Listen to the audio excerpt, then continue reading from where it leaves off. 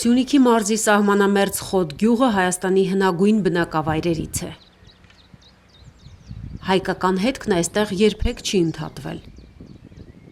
Ներկայիս գյուղը, ինչպես եւ հարևան Շինուհայրն ու Հալիձորը, հիմնվել է հին բնակավայրի տեղափոխման արդյունքում։ Կենցաղային տարրական պայմանների բացակայության պատճառով 1960-ականներին խորհրդային ղեկավարության որոշմամբ գյուղը տեղափոխվել է եւ մարդիկ թողել են իրենց պապենական տները։ Այժմ հին խոտը դատարկված ու լուռ է ներկայիս բնակավայրի ձորում Որոտանի ձախ ափին։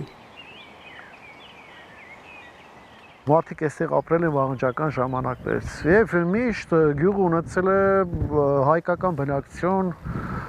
տեղաբնիկ ժողովուրդ ունի, այլ ազգի ներկայացուցիչներ այստեղ չեն ապրել։ Սա բնիկ հայկական հող է։ Կա 1205 թվականի մի հիշատակություն, երբ որ Սյունյաց Խաղբակ իշխանի որդի Դելենը Խոտ գյուղը նվիրաբերում է Տաթեի վանքին, բայց ավելի ուշ դուրս է գալիս Տաթեի վանքի ենթակայությունից, բայց 1274 թվականին կրկին նվիրաբերվում է Տաթևի վանքին։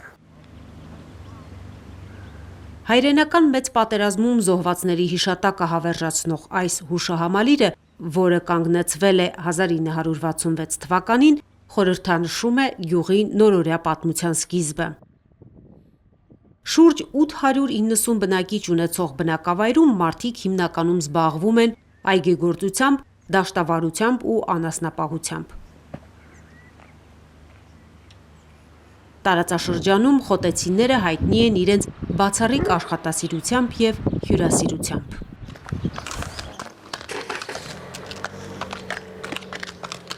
Հետո այնտեղ չարչարանքը շատ էր, այստեղ հանգիստ։ Հիմա ես որ տեսնում եմ այս կառուցումը, հիշում եմ մեր տունը ոնց է կառուցել, ու հիշում եմ իմ հորական տունս այնտեղ ոնց է կառուցել։ Ես հեռուստացույցով որ տեսնում եմ այն եկեղեցիները, այն վանքերը, ասում եմ այդ դարերում։ Հիմա որ ստեղ կառուցում են ու համեմատում եմ այն դարում, դա ոնց են կառուցել։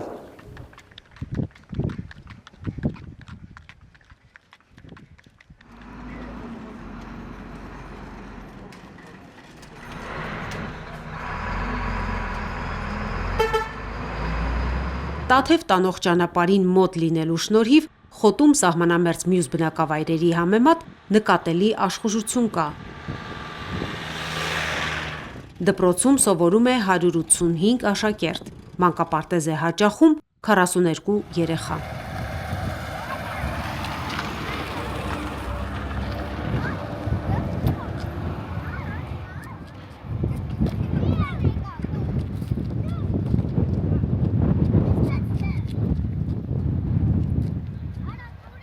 «44-օրյա պատերազմն իր հետքը թողել է նաև այստեղ։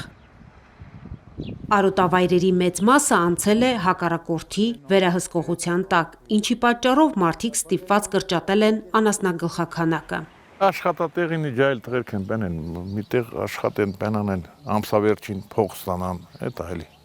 Չէ անասնապահությունը բենով չի տարածքել չունեք, որ անասուն պահեն ժողովուրդը,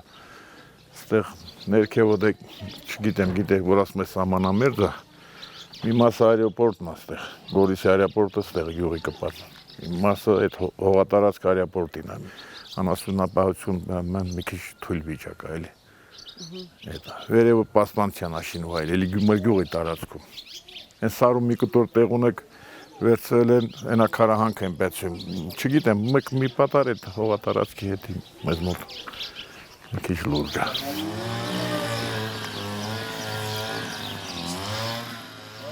Այս պահի դրությամբ գյուղում դե լիքը խնդիրներ կա, բայց համարառաջի խնդիրը խմելու ջրի խնդիրն է։ Այսինքն բասեին, որ լինի գյուղի վերևը, ճիշտ կլինի, էլի ժողովուրդը ամառվա սեզոնին խմելու ջրի լիքը պրոբլեմ ալնում։ Ձեր զավակները բոլորը քաղաքում են, այստեղ մենակ դուք եւ ձեր ամուսինը։ Դուք էլ եք իջնում իր հետ ներքև հին Խոտ գյուղ։ Հա։ Ո՞նց եք իջնում։ Մեքենայով։ Ես ոտով չեմ կարող։ մեքենայով։ Հիմա այսօր մի հոգի զանգելա, որ վաղը պիտի իր հետ մեքենայով իջնեմ։ Գյուղը լքողներ կան, իբրև սահմանամերձ գոտի։ Եթե դրանց ասած այդ բարեկամական կապը, այդ հարաբերությունները լավ լինի, չեն լքի։ Եթե Ալիևը սուտ չասի, լավ կլինի, կմնան, չեն լքի։ Իսկ դուք հավատում եք Ալիևին։ Ես ինձ նման մնացածն էլ չհավատան, որ հա Թրամփի ուղին կամ Ալիևի այդ բարեկամությունը դրանք լրիվ սուտ բաները։ Մենակ պաշտպանությունը ամուր լինի, չեն լքի, մեր ժողովուրդը կմնան մեր գյուղում։ Իմ ամուսինս ասում է, եթե հանկարծ թուրքը գա, դու ուզում ես գնա, ես կմնամ այստեղ, ես կմնամ իմ տանս։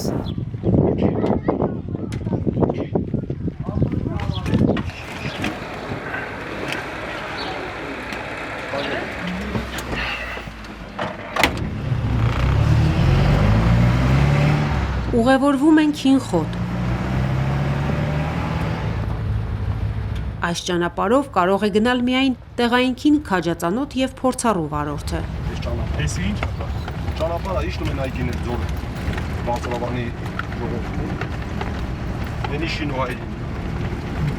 Մեզ ուղեկցում է 44-օրյա պատերազմի մասնակից Գոր Երեմյանը։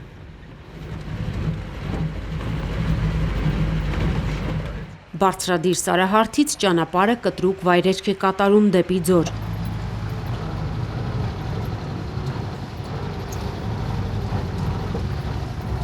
Քարապատ ոլորաններն այնքան նեղ են, որ հազիվ մեկ մեքենա է անցնում։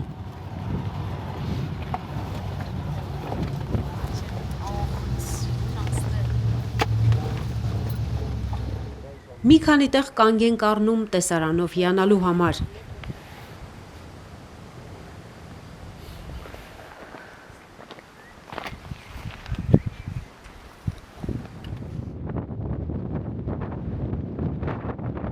Հեռվում Բարգուշատի լեռնաշղթայի հյուսիսային գագաթներն են, որոնք իշխում են Տաթևի բարձրավանդակի վրա։ Շուրջ 3000 մետր բարձրություն ունեցող լեռները, նույնիսկ գարնանն ու ամռանը ծածկված են ձյան հաստ շերտով։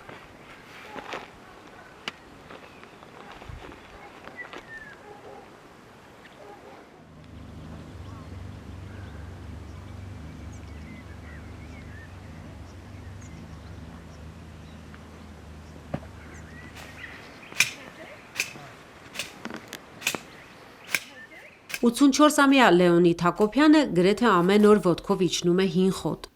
Այստեղ է նրա հայրական տունը, այգիները, որոնց հետ կապված շատ հուշեր ունի։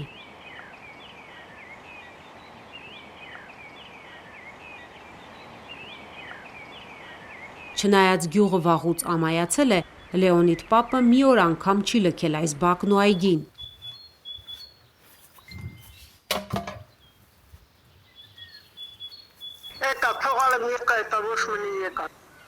Հա, լավ, եկալ ես տեղ վերջ, ուրիշ բան ես ասում, ասի, հա, Սա դպրոցի շենքն է։ հա, դպրոցի շենք, Նրանց տունը դպրոցի հարևանությամբ է, այսօր դպրոցի միայն պատերն են մնացել, բայց պապը հպարտությամբ է պատմում, շուտով ընկերներով նշելու են ավարտելու 63-ամյակը։ ժամանակ եղել է միջև 59 թվականի 7-ամյա դպրոց, 7 վեշացրել եմ 59 թվին, գնացել եմ Շինուհայրը, միջնակարգ դպրոց է, 10-րդ դասարան։ Ստեվոտով գնում եք եղել Շինուհայր, Հալիձորից էլ են գալիս, մեկ էլ մեր գյուղից է գնում եղել, Շինուհայրի երեխաները, մենք երեխաները միասին 3 տարի սովորել ենք, ընկերներ ունեմ և այդ քարերը որ տեսնում եք դրել եմ նայեցի, որ մի 10 օրից հետո պիտի 63 ամյակը նշենք, պիտի գան իմ այգիս։ Հին խոտում տների ճարտարապետությունը յուրօրինակ է։ Լեռնալանջին կառուցված տների կտուրները վերևի հարևանի համար ծառայել են որպես բակ։ Այսօր քիչ տներ են պահպանվել, իսկ կանգուն մնացած պատերը վկայում են, որ ժամանակին կյանքն այստեղ եռացել է։ Ներկայիս պահին, որ մեր նորկաշինարարներին ասես այս դեպի կառուցի կարասի վտանգավոր է, բայց ամրությունը հիմքը ժայռոտ է, ասիկը հիմքը փորեցին, ուրիշի չի խանգարում, հիմքի վրա տունը կառուցում են, դառնում է նրա այդ մեկի բակը ոնց որ։ Իմ շենքը դառնում է, ասենք, մի ուրիշի բակ։ Այն ուրիշի բակին նորից ուրիշի բակա դառնում է ձևի։ Հետո այս բակերը եղել է մի 26 հատ բակ կա գյուղում։ Այս ժամանակ 10 քառակուսի մետրի, ասիկը 5-ով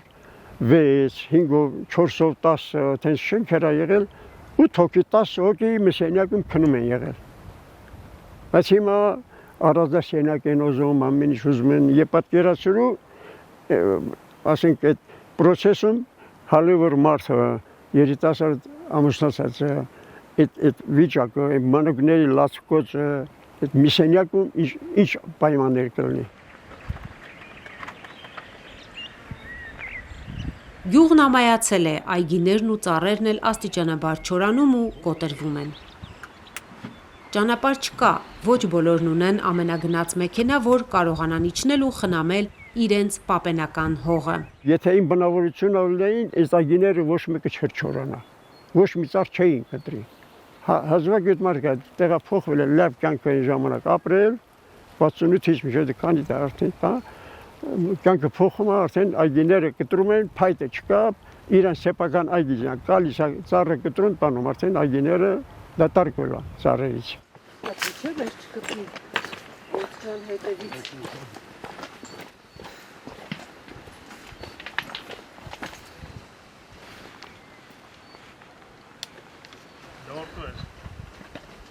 Ամայացած տարածքներում բազմանում են օձերը։ Մեզ ուղեկցող գորը զգուշացնում է։ Հիմա նրանց ակտիվության շրջանն է։ Հատո! Եկ եկեղեցի! Եկ!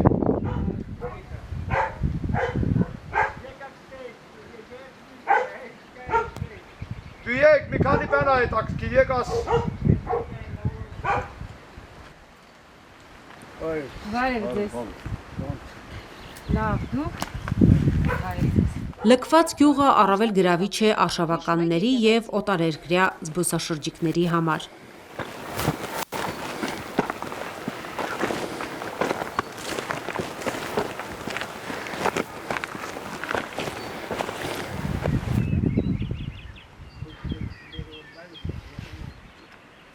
Եթե չեմ սխալվում, օրական 100 հոգի կարող է գալ։ Հա։ Հա, հələ ցուրտ է եղել, հեսա քանի օրից հետո կարող է 1000 հոգի։ Ովքեր են հիմնականում գալիս։ Չեմ ասում, մենակ արտասահմանից է, ռուսներն են, հայերն են, ամենտեղից էլ կեն են։ Ամենտեղից, հələ շատերն ասում են, ինչ գործունակ Իտալիա գնաք, գնաք դու բապան, ամենագեղեցկության տանաստեղ, պիտի ստեղ գաք։ Շատերն էլ տենց են ասում։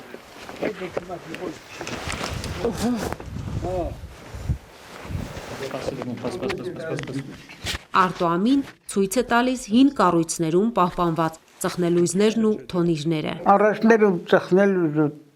փեդը վառում էլ է, ծխնդով բարձրացվել է, մարդիկ ստականում են, ծխնելույզը տա է։ Սա տուն է եղել։ Տուն է եղել, առաջ տուն է եղել, հետագայում թոնին են դրել ստեղ։ Դեպի գործն աշխատել են մարդիկ։ Աշխատել են։ Ջրի բան է եղել։ Հնարավոր է։ Ջրի աղբյուրի ջուր աղազ։ Այդ եմ ասում էլ, իստեղ աղբյուր չի եղել, բայց հնարավոր չի աղբյուրի համար լինի սա։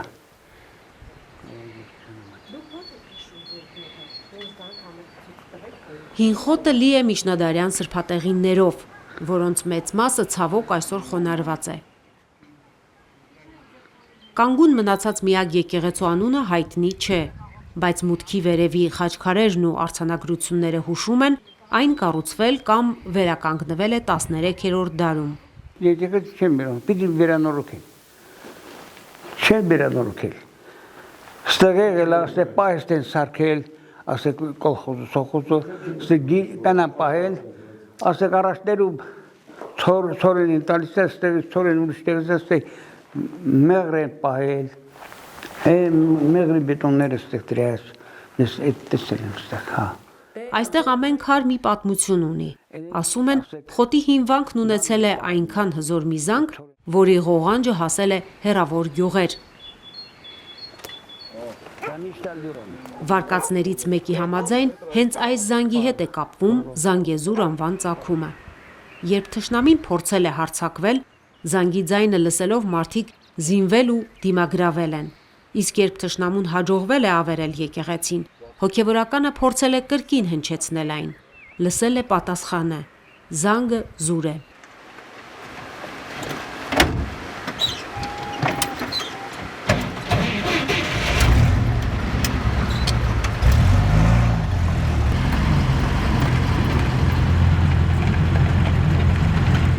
Հին խոտի լռությունը հսկում է ժայռերին ամուր կպած Մրգաձորի Սուրբ Խաչ եկեղեցին։ 1700 թվականին Քաշաթաղի Մելիք Հախնազարի որդի Բահադուր բեկի և նրա մոր կառուցած այս սրբավայրը մինչ օրս զարմացնում է իր դիրքով ու տոկունությամբ, դարեր շարունակ դիմակայելով թե բնական արհավիրքներին և թե օտար նվաճողների հարձակումներին։ Տեսեք, ինչքան հեռավորության վրա է գտնում Քաշաթաղի մելիքությունը։ Այդ ժամանակներում Քաշաթաղի մելիքությունը սահմանափակված էր ընդամենը Խնածաղ գյուղի շրջակայքով։ Այս հետաքրքիր է այն ժամանակվա մելիքները թուրք-իրանյան պատերազմների այդ ծանր շրջանում եկեղեցիներ են կառուցում, իրենց նստավայրից բավականին հեռու, հավատի մշակութային կյանքը զարգացնելու նպատակով։ Եվ հետաքրքիր պատմություններ կան այս ամբողջ դարերի հետ կապված։ Նախճիվանցիները հին շինվարում կառուցում են Սուրբ Աստվածածնի անապատը, օժանդակ շինություններ, Դիսակի Մելիք Եգանը կառուցում է Տաթևի մեծ անապատի եկեղեցու գավիթն է կառուցում։ Հետաքրքիր տեսակ առեղծվածային մենք ժողովուրդ ենք։ Բավականին բարդ ինքնություն է, որ պետք է ուսումնասիրի։ Սեք այս շրջանում հայ մելիքը մտածում է իրենից տասնյակ կիլոմետրեր հեռավորության վրա գտնվող բնակավայրում եկեղեցի կառուցելու մասին։ Պատմությունը վկայում է, դարեր շարունակ, երբ հայրենիքի սահմանները դարձել են խոցելի, հոգևոր սահմանների անսասանությունը գոյաբանական խնդիր է լուծել։ Սրբատեղիների ու եկեղեցիների շուրջ համախմբված են մարդիկ պաշտպանել իրենց ինքնությունը, իրենց հոգևոր հայրենիքը։ Սահմանագծին ապրող հայ մարդու համար հնամենի պատերով թեկուզ կիսավեր եկեղեցիները սոսկ պատմություն չեն, դրանք հողին կառչած մնալու, չհանձնվելու և սեփական արմատներից չպոկվելու վերջին հենարանն են։